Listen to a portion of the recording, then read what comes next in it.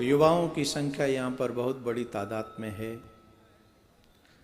युवाओं को अपने जीवन में जीने के लिए बहुत सारी चीज़ों का अनुभव बड़ों से प्राप्त करना चाहिए।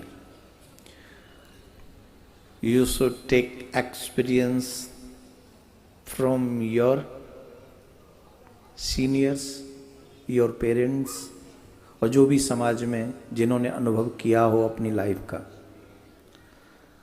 आज के युग में बहुत सारी चीज़ें हम लोग सिर्फ देखकर अच्छा और बुरे का निर्णय करते हैं। कई बार ऐसा होता है कि आंखों से देखा हुआ भी सच नहीं होता। युवाओं को इसलिए बताना जरूरी है कि आपके आगे जिंदगी बहुत बड़ी है और उस जीवन को सुंदर बनाने के लिए जितना जल्दी एक्सपीरियंस बड़ों से हमें कुछ मिल जाए वो हमें जीवन जीने में मदद करता है, सहयोग करता है। परंतु कई बार ऐसा होता है कि आजकल के युवाओं को आप देखो, वो बड़ों के साथ नहीं बैठते हैं? बोलो। वो अपने मोबाइल के साथ बैठते हैं, अपने फ्रेंड्स के साथ बैठते हैं मोस्टली। मैं गारंटी से कहता हूं, आप मेरी बात से डिसएग्री नहीं हो सकते। मोस्टली युवा अपने मोबाइल और अपने फ्रेंड्स के साथ बैठता है। दादी, दादा, नानी, नाना जो हमारे सीनियर हैं उनके साथ बैठने में हमारी दिलचस्पी नहीं है। लेकिन मैं एक बात बता दूं, आपके बड़े जो आपको सिखा सकते हैं कम शब्दों में, कम समय में, वो आपका मोबाइल नहीं सिखा सकेगा, जीवन भर नहीं सिखा सकेगा। आपकी फ्रेंड्स भी तो आप ही के एज के होंगे, वो भी कितना सिखाएंगे आपको, वो जितना उनको मालूम है। लेकिन आपके बड़ों के साथ बैठने से आप समय से पहले का अनुभव कर लेते हैं।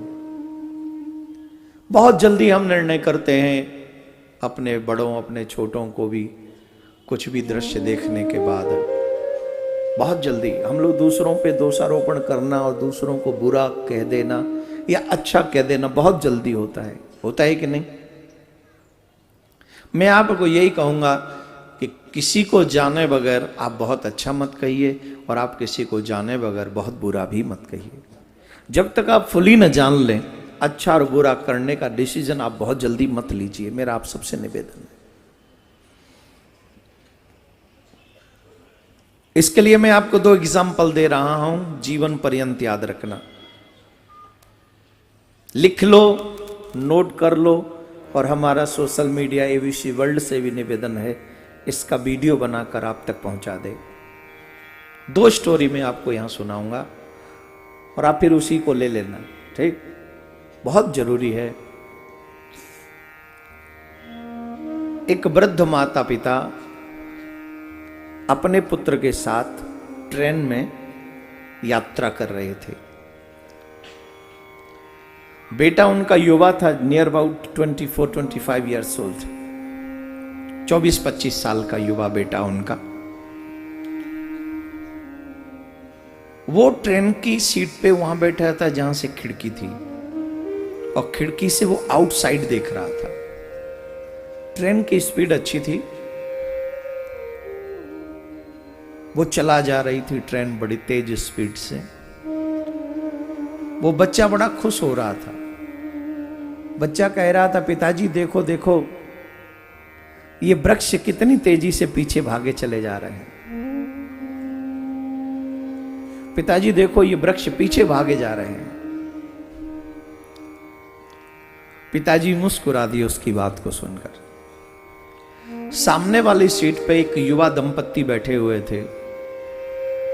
वो उस बच्चे की बात को सुनकर ज्यादा हैप्पी नहीं हुए, बल्कि अपसेट हुए। लेकिन वो इस बात से ज्यादा अपसेट हुए कि उनका बेटा ये कह रहा है कि वृक्ष भागे जा रहे हैं पीछे की तरफ। पर उनके पिता सिर्फ मुस्कुरा दिए। इस बात से वो बड़े परेशान हुआ और बोला कुछ नहीं कि इनका बेटा हमको क्यों, क्या मतलब, बैठा रहा। थोड़ी देर बाद उस पुत्र ने फिर कहा, पिताजी पिताजी देखो, ये बादल हमारे साथ साथ भाग रहे हैं। ये बादल हमारे साथ भाग रहे हैं। पिताजी ने फिर कुछ नहीं कहा और मुस्कुरा दिए। और जब पिताजी मुस्कुरा दिए,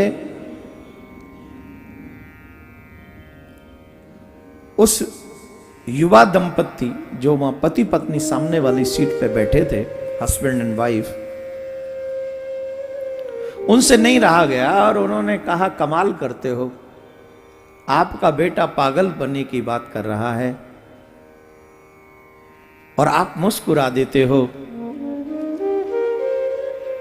आप इसका किसी डॉक्टर से इलाज क्यों नहीं कराते? हमको लगता है ये मेंटली डिस्टर्ब है, आप इस बच्चे को किसी डॉक्टर के पास में लेके जाइए। पिताजी ने मुस्कुराते हुए कहा, डॉक्टर के पास से ही आ रहा हूं, डॉक्टर के पास से ही आ रहा हूं। आप इस बच्चे के विषय में कुछ जानते नहीं, आपने इसे पागल घोषित कर दिया। आप जानते हो, ये जो बच्चा है ये जन्मांध अंधा है, जन्मांध अंधा ये बच्चा। इसका इलाज अच्छे डॉक्टर के पास हुआ और आज पहली बार ये दुनिया देख रहा है।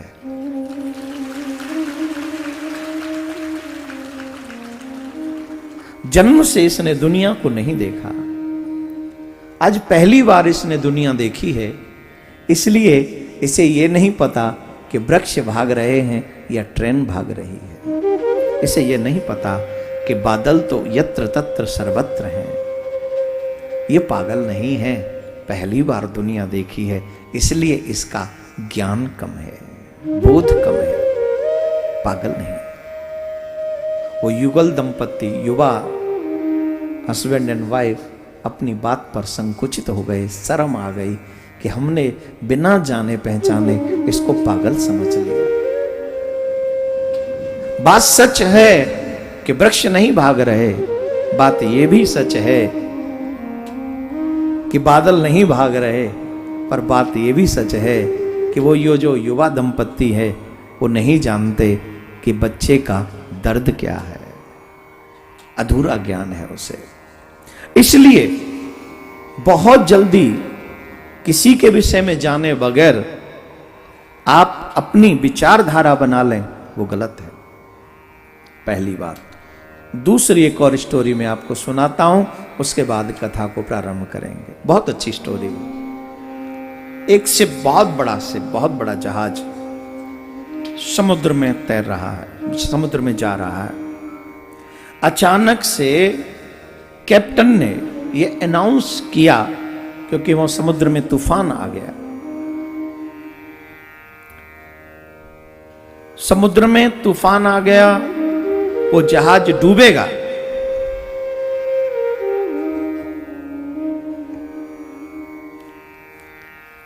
कॉलेज में प्रोफेसर ये कहानी सुना रहा है। प्रोफेसर स्टूडेंट्स के सामने क्लास में ये बात कहानी सुना रहा है। बच्चों जरा ध्यान से सुनो, मैं तुम्हें एक स्टोरी सुनाता हूं, उसका आंसर बीच में तुमको देना है। बोले जी सर। बोले समुद्र में एक बहुत बड़ा शिप, समुद्र में तूफान आया। तूफान आया तो कैप्टन ने कहा कि समुद्र में ये जहाज डूबने वाला है, जितना जल्दी हो सके बचने का प्रयास करें।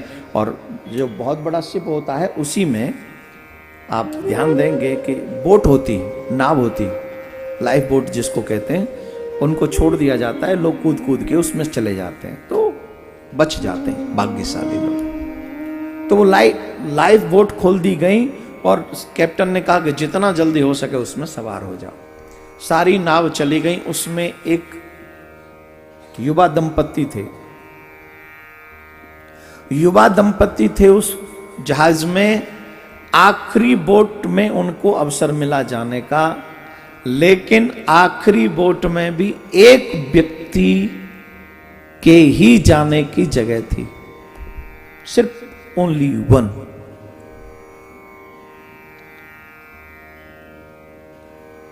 पति ने बिना विलंब किए उस नाव में जंप लगा दी, और जब वो नाव जाने लगी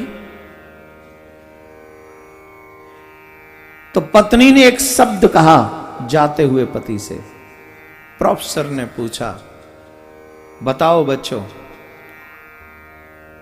उस पत्नी ने क्या प्रश्न किया होगा जाते हुए, क्या शब्द कहा होगा जाते हुए पति से?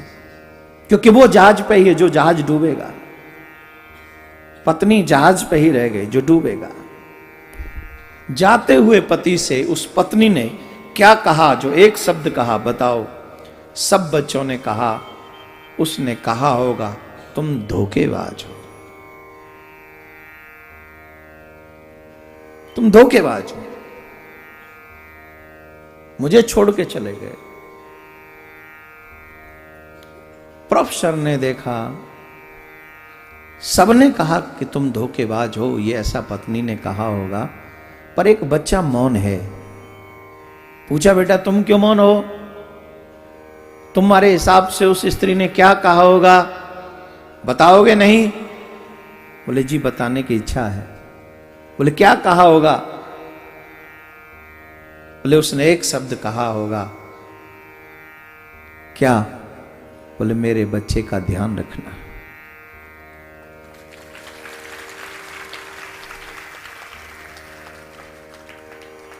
जाते हुए पति से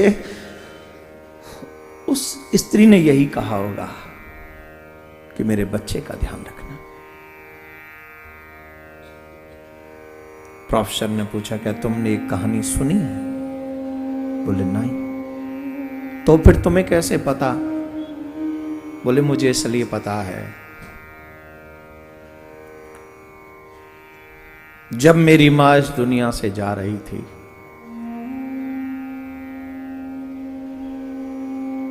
तो मेरा हाथ पकड़ के मेरे पिता के हाथ में देते हुए बोली, मेरे जाने के बाद मेरे इस बच्चे का ध्यान रखना। स्त्री के लिए औलाद से बढ़कर कुछ नहीं होता, कुछ भी नहीं। उसने यही कहा होगा।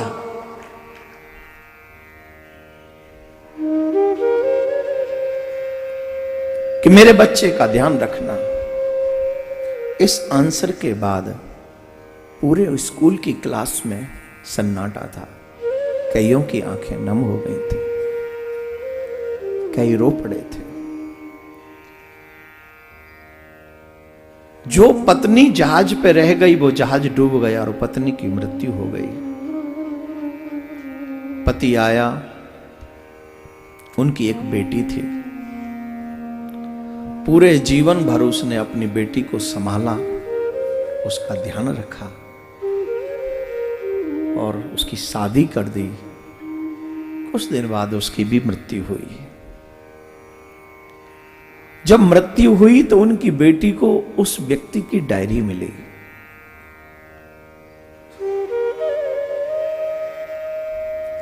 और उस डायरी में उसने सारा चैप्टर लिखा। उस डायरी में उस दिन का जिक्र भी था। पता चला कि उस स्त्री को जानलेवा बीमारी थी जो समुद्र में जहाज में डूब गई। उसको जानलेवा बीमारी थी। पति ने लिखा, चाहता तो मैं भी तुम्हारे साथ उसी समुद्र में डूबना था। मैं तुमसे बहुत प्रेम करता था या करता हूं। मैं भी चाहता था कि उस समुद्र में तुम्हारे साथ मैं भी डूब जाऊं, परंतु अचानक से मुझे इस बेटी का ख्याल आया जो तुम्हारा ही रूप है, जो तुमसे ही प्राप्त है, तुमसे ही मिली है। अगर हम दोनों ही मर जाते तो इस बेटी को कौन संभालता। इसलिए इस बेटी की खातिर मैं उस नाव में कूद गया और तुम्हें अकेली छोड़कर आ गया। मुझे क्षमा करना।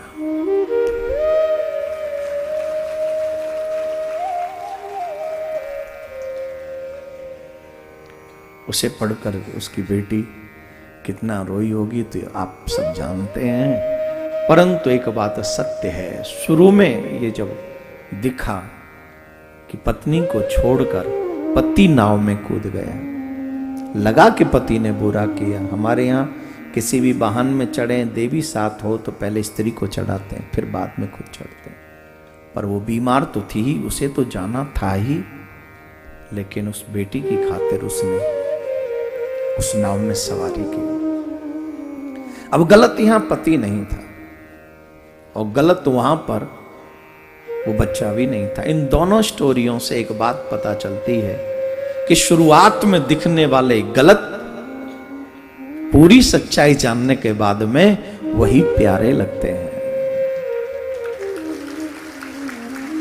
तो जल्दबाजी में लिया हुआ कोई भी निर्णय, कोई फैसला कि ये गलत है, ये सही है, आपको बाद में दुखी कर सकता है। इसलिए युवाओं से मेरा आग्रह है, सोच समझ के अपने जिंदगी के कई फैसले लिया करिए।